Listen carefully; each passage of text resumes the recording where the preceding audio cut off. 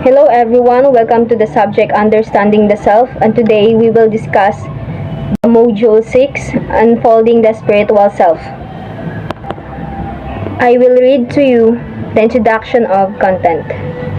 This module focuses on the spiritual dimension of the self. It broadly tackles the different aspects of spirituality from existence, relatedness or connections, and the inner soul. In this module, we have two sections. The first section is the inner soul. It includes spirituality and religiosity. And the second section is connection with nature. It includes the self and natural environment and affinity and ecopsychology. Here is the section 1, the inner soul. This section discusses the nature of spirituality, how it is different from religiosity, the factors that shape one's spirituality, and its impact on oneself. We will familiarize first the learning objectives of our lesson.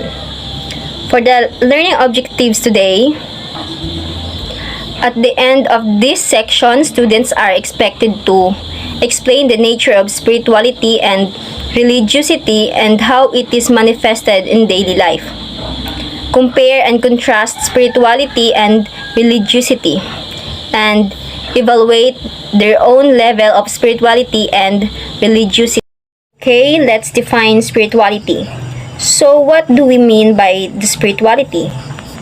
Spirituality, the spiritual aspect of the self, is the inner essence, the part of the self that connect the person to the sacred, the supernatural, and the universe.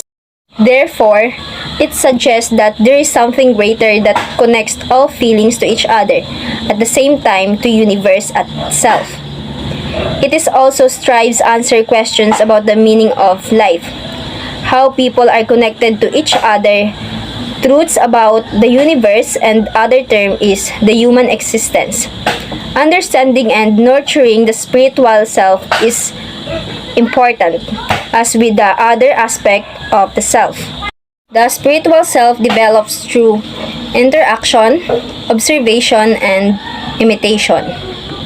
So basically, our spiritual self developed because of socialization. Natuto tayo dahil sa nakikita natin sa paligid natin. At the same time, natututo rin tayo sa pamamagitan ng reaksyon or pakikihalubilo sa ibang tao. So, we try to imitate what we see and what we observe. Family, school, and church play a very important role in a child's spiritual development. Family is considered to be the most important agents of socialization. When we say family, sila yung una nating nakakasama at unang nagtuturo ng values, ng mga norms at kung ano ang mga mabubuting gawin. Spiritual begins at the early age but develops throughout life as people continuously interact in the environment. Here is the three aspects of spirituality. On the course of human life, it is inevitable to seek and improve oneself, to go out and explore the world, or to go on a journey. But a world that has no spiritual belief in influence is a chaos. So, there are three spiritual aspects that we could use to reflect on our own life. First, we have the spirituality that talks about meaning and goes beyond our physical realities. And indeed, it cannot be denied that sometimes there are questions that enter in our mind when we are undergoing in some circumstances as a teenager or even as a person. Just like, what is my purpose in life? Or why do I need to suffer just to learn something? So maybe at that moment, you feel discouraged by your setbacks and failures. But please don't be.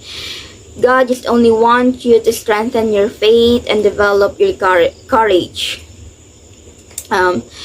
In every test that we overcome, another ones arrive. And for every achievements that we make, another problem is created. So that situation allow us to think, reflect, and give life a deep meaning. And to know that this is my life, this is my reality, this is my existence. So maybe some of us still not know what is their purpose, but still they continue to explore and learn from their self that is also related to our spiritual self. Moreover, a person or an animals and plants is an object that he acted upon outside, but remember that only a person has the conscious to claim the I, that I am a person, I am a human being, I have a purpose in life. So that's giving a meaning to everything around us. That's the main point, giving a definition of your purpose. Second, we have the spirituality that focus on person's connection to different aspects of our own existence, to other people, to nature, to sacredness and divinity. So our feet continue to drag into the path that is intended for us. So we met different people with different personalities, different lifestyle, belief, and purpose that is to share a life-shaping experiences. So basically, the way we understand ourselves is the way we relate ourselves to others. And I mean, God used us as an instrument to build a building blocks of moral, virtue, philosophy, freedom, love, trust, faith, and even intimately related to God. And then man is relatedness, that is being thrown into the world with other and able to encounter God to find answer. And lastly, the spirituality talks about sacred and transcendence. Our life is full of challenges and we might not notice it, but every day we encountered it or we experience. So the aspect of spirituality focuses on one's development. It allows us to think how to react and act in certain situation or how to live our life. So if you're not really that a religious person, there might be a questions in your mind like, how does it feel to be a Christian? Is it always a giver? Is it always slow to anger? It's like a question like that. So, for example, here in school, students are spiritually honed, where simple and sincere greetings and respect to teachers is already a sign that we are on a lane Christian witnessing. We avoid violating rules as we are scared for consequences. And that simply means that we have the moral and value that we are scared or we know what is right and wrong. So it shouldn't stop there. We must live beyond teachers and parents' expectation as good children to parents or students to teachers. Overall, spirituality refers to a meaning and purpose in one's life, a search for wholeness in relationship with transcendence being. The sacred transcendence could also refer to higher being. And spirituality can also be understood as the process in which people seek to discover, hold on to, and end if necessary, and transform whatever they hold sacredness in their life. And now, let's proceed to religiosity. So when we say religiosity, it is defined as the adherence to a belief system and practices associated with a tradition in which there is agreement about what is believed and practiced. It is a formal attachment to the set of beliefs, values, and practices of particular religious sect. It includes specific practices, prescriptions, and participation in a specific community that shares the same beliefs and practices. While it is true that spirituality is not initiate but developed, religiosity can be a starting point for spirituality. Specific practices like going to church and participating in religious events are usually practiced by an individual through the influence of parents. Aside from parents, there are schools that are founded on religion. Teachers sometimes aid in understanding the importance of attending religious affairs through the inclusion of such activities in school programs. So we will now proceed to the section 2, connection with nature. This discusses the natural affinity people have with nature and similar constructs the factors that contribute to such connections, how these relations to nature are manifested, and how they can be enhanced in the context of one's spirituality. The lesson objectives.